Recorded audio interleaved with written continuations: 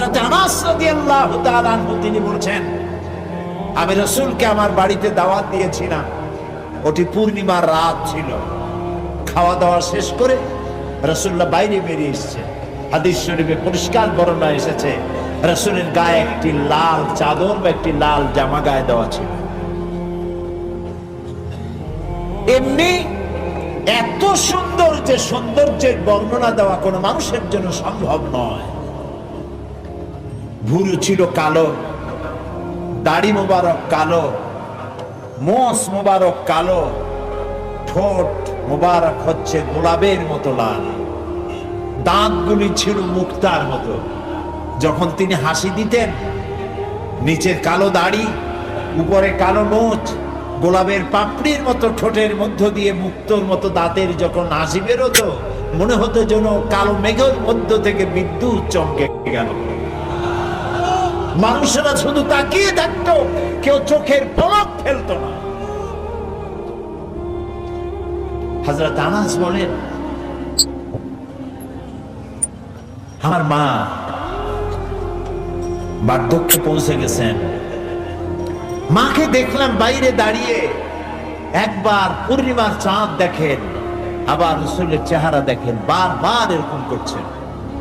আমি জিজ্ঞেস করলাম, মা তুমি পূর্ণিমার চাঁদ আর রাসূলের চেহারায় দেখো কি? মা আমার বললেন, আনাস রে, পূর্ণিমার চাঁদের সঙ্গে আমি রাসূলুল্লাহর চেহারার মিল করতেছিলাম, তুলনা করতেছিলাম। আমার কাছে মনে হলো পূর্ণিমার চাঁদটা রাসূলুল্লাহর চেহারা দেখে যেন শরম পেয়ে গেছে। পূর্ণিমার চাঁদের ভিতরে কলঙ্ক কালিমা দেখতে পেলাম, আল্লাহর নবীর চেহারার ভিতরে কোনো কালিমা দেখতে পেলাম না। নবী করিম সাল্লাল্লাহু আলাইহি ওয়াসাল্লাম হযরত আবু বকর কে সাথে করে নিয়ে মদিনার দিকে এগোচ্ছেন।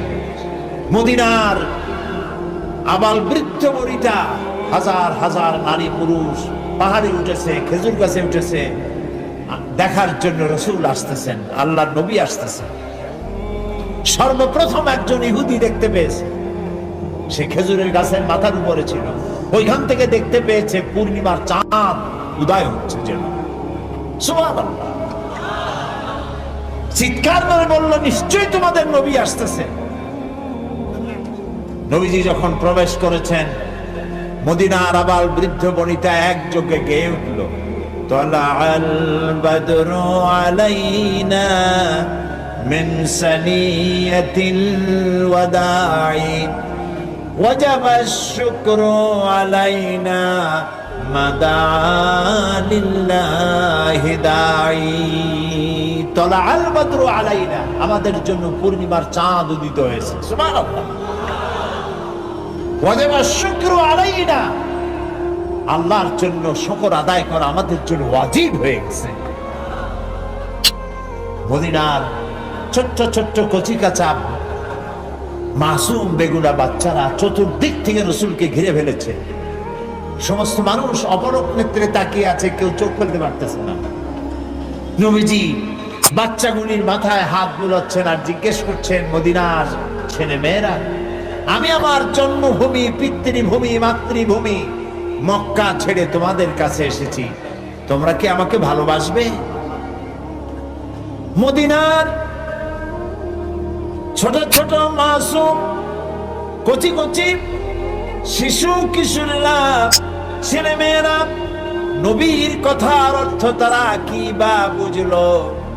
বাচ্চা ছেলে মেয়েরা নবীজির দিকে তাকায় বলেন, ইয়া রাসূলুল্লাহ, শুধু কি ভালোবাসবো, যখন প্রয়োজন হবে আমাদের কচি কলিজা আপনার পায়ের উপর উৎসর্গ করে দেব। নবীজি মক্কায় মদিনায় প্রবেশ করলেন, আল্লাহ শিখায় দিলেন, নবীজি আপনি পড়ুন, রব্বি আদখিলনি মুদখালা সিদকিন ওয়া আখরিজনি মুখরাজা সিদকিন ওয়াজআলনি মিন লাদুকা সুলতানান নাসীরা। আয় আল্লাহ, সত্যের সাথে আমাকে প্রবেশ করাও, সত্যের সাথে আমাকে বের করো। ওয়াজআলনি মিন লাদুকা সুলতানান নাসীরা, আর তোমার পক্ষ থেকে আমাকে সুলতান নাসির দান করো। দোয়াটা কে শিখালেন? বুঝতে পারতেছেন কথা? কে শিখালেন দোয়া?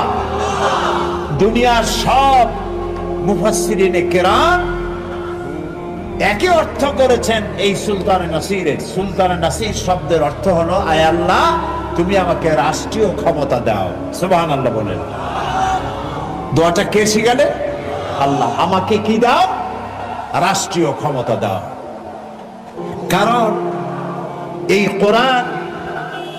এই কোরআন তো তার রং দেখাতে পারে না, এ কোরআন তো হাঁটতে পারে না, এ কোরআন তো চলতে পারে না, এ কোরআন তো বলতে পারে না।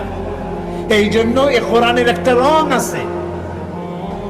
এই কোরআনকে যদি চালাতে চাই, বলাতে চাই, রং দেখতে চাই, তাহলে রাষ্ট্রের প্রয়োজন। হযরত আয়েশা রাদিয়াল্লাহু তাআলা আনহা বলেছেন, হযরত ইউসুফকে দেখে, আছে না কোরআন শরীফে, হযরত ইউসুফ আলাইহিস সালামকে দেখে যেসব নারীরা তার রূপের মোহে অবশ হয়ে গিয়েছিল, ফল কাটতে গিয়ে কখন হাত কাটছিল টের পায় নাই। হযরত আয়েশা বলেন, ওই সব মেয়ে লোকগুলি আল্লাহর নবী মুহাম্মদ রাসূলুল্লাহ সাল্লাল্লাহু আলাইহি ওয়াসাল্লামকে দেখতে পেত, তাহলে আঙ্গুল কাটতে কাটতে কোন ফাঁকি তারা তাদের কলিজাকে কেটে ফেলে দিত টের পেত না। কবি বলেছেন, হযরত ইউসুফ আলাইহিস সালামের রূপ সৌন্দর্য দেখে কিছু সংখ্যক মেয়ে লোক হাতের আঙ্গুল কেটেছিল, আর নবীজিকে দেখে তার হুকুমে সাহাবায়ে কেরাম নিজেদের কল্লা কাটায় দিয়েছিলেন। রাসূলকে আল্লাহ রাব্বুল আলামিন এমন সৌন্দর্য দিয়েছিলেন, পৃথিবীতে এত সুন্দর সুপুরুষ পৃথিবীতে আর আছে নাই। এই দুনিয়ার কোন শিল্পী তার তুলি দিয়ে, রং দিয়ে এত সুন্দর ছবি আঁকাইতে পারবে না পৃথিবীর কোন মানুষ। কারণ এই ছবি এঁকেছিলেন যিনি, তিনি শিল্পীর শিল্পী। তিনি কে? কথা বলতে পারবে না কারোর সাথে, বাজারে যাইতে পারবে না। 3 বছর সাহাবায়ে কেরাম নিজেদের কাছে যা ছিল খেয়েছে, উট ছাগলের গোশত খাইছে, শুকনা চামড়া ভিজায় খাইছে। যখন আর কিছু নয়, বাবলা গাছের কাঁটা যুক্ত পাতাগুলি চাবাইয়া খাইতে গিয়া ঠোঁটের মধ্যে, জিহ্বার মধ্যে কাঁটা ফুটেছে। বাচ্চাগুলি মায়ের বুকের উপরে হুমড়ি খেয়ে পড়েছে দুধ খাওয়ার জন্য, সেখানে এক ফোঁটা দুধ নাই। হায়রে অত্যাচার! দেখুন, দুনিয়ার বিজয়ী বাচ্চাদেরকে দেখেছেন, যে দেশ দখল করতে পারে কিভাবে মারে, কিভাবে ধ্বংসন করে, কিভাবে ধর্ষণ করে, হত্যা করে, অগ্নিসংযোগ করে, লুণ্ঠন করে। রহমতের নবী নির্যাতন করেছে যে জাতি, সেই জাতির ভিতরে প্রবেশ করছেন। হাদিস শরীফে এসেছে, উষ্ট্রের পৃষ্ঠে বসা আল্লাহর নবী, পেছনে বসে আছেন হযরত যায়েদ বিন উসামা। কুরাইশের নেতারা পায়ে হাঁটতেছে। রাসূলুল্লাহ, হাদিস শরীফে এসেছে, উট যখন মক্কায় প্রবেশ করতেছিল, রাসূলুল্লাহ বিনয় এত আল্লাহর দরবারে বিনীত হয়ে যাচ্ছিলেন, মাথা নিচু করে, মাথা কোন সময় উটের পিঠের উপরে বাড়ি খাচ্ছিল রাসূলের কপালের সাথে। মক্কার লোকগুলি, কাফেরেরা সব দৌড়াচ্ছে, দিক বিদিক দৌড়াচ্ছে। রাসূলুল্লাহ উষ্ট্র পৃষ্ঠে থেকে নামলেন, নজর পড়লো এক বৃদ্ধার দিকে। কতগুলি বোঝা মাথায় উঠায়, ঘাড়ে নেয়, পড়ে যায়। ছুটে গেলেন বুড়ির কাছে, মা তুমি দৌড়াও কেন? বুড়ো বলছে, তুমি জানো না আব্দুল্লাহর পুত্র মুহাম্মদ সাল্লাল্লাহু আলাইহি সাল্লাম এসেছে, আজ তো উপায় নাই, কাফের সব শেষ করে ফেলাবে। রাসূল বলছে, তোমার এই বোঝাগুলি আমারে দাও। কোথায় যাবা? অমুক এলাকায়। চললেন বুড়ির সাথে, সেই জায়গা পর্যন্ত পৌঁছে তারপরে নামিয়ে দিলেন। বুড়ি বলল, কিছু পয়সা নাও। তিনি বললেন না, পয়সা দেব না। বুড়ি বলল, পয়সা নিবা না? তুমি কে? তুমি যে আমার মাল নিয়ে কেটে পড়ো না, এই তো আমার কপাল। এই দেশে মানুষ মানুষের উপকার করে বিনা পয়সায়, তুমি কে? নবীজি বললেন, বুড়িমা, যার ভয়তে হারাম শরীফ থেকে এত দূরে তুমি এসেছো, আমি সেই মক্কার আব্দুল্লাহর পুত্র মুহাম্মাদুর রাসূলুল্লাহ সাল্লাল্লাহু আলাইহি ওয়াসাল্লাম। বুড়ি বলে, আরে তোমার বিরুদ্ধে কাফের বেঈমানেরা নেতারা এমন বাজে কথা বলেছে, কত বাজে কথা তোমার সম্পর্কে বলেছে। তুমি যে এত মহান, এত মহৎ, এত উদার।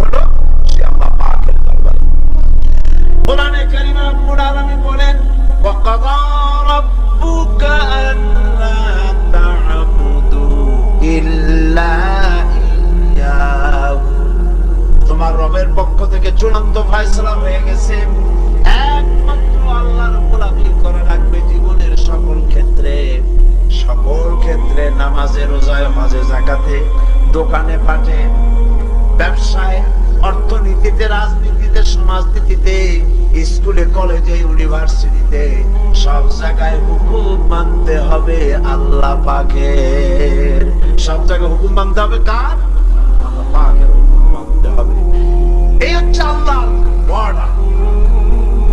তিনি হচ্ছেন তোমাদের খোদা, তিনি হচ্ছেন তোমাদের রব। তার হুকুম মানতে হবে। আল্লাহরে মানি বললে হলো না, আল্লাহর হুকুম মানতে হবে। ওই আল্লাহ অর্ডার করেছেন নামাজ প্রতিষ্ঠা করো, যাকাত আদায় করো, আকিমুস সালাত ওয়া আতুস যাকাত। নামাজ প্রতিষ্ঠা করো, যাকাত আদায় করো। যাকাত দিতে হবে। এই জন্য ইসলাম যদি ক্ষমতায় যায়, কে ক্ষমতায় যায় কোন? মুমিনারা যদি ক্ষমতায় যায়, আমার আল্লাহ কি বলেন শোনেন, আল্লাযীনা ইম্মাক্কান্নাহুম ফিল আরদ আকামুস সালাতা ওয়া আতাউজ যাকাতা ওয়া আমারু বিল মা'রুফি ওয়া নাহাউ আনিল মুনকার ওয়া লিল্লাহি আকিবাতুল উমুর। আমার মুমিন বান্দারা যদি ক্ষমতায় যায়, চার খান কাজ করবে। চিল্লায় এখন কয় খান? চার খান। প্রথম কাজ, মুমিন সরকার যদি মুমিন হয়, সরকার যদি কি হয়? আরো জোরে কোন কি হয়? ইমানদার সরকার যদি হয়, তার প্রথম দায়িত্ব নামাজ প্রতিষ্ঠা করবে।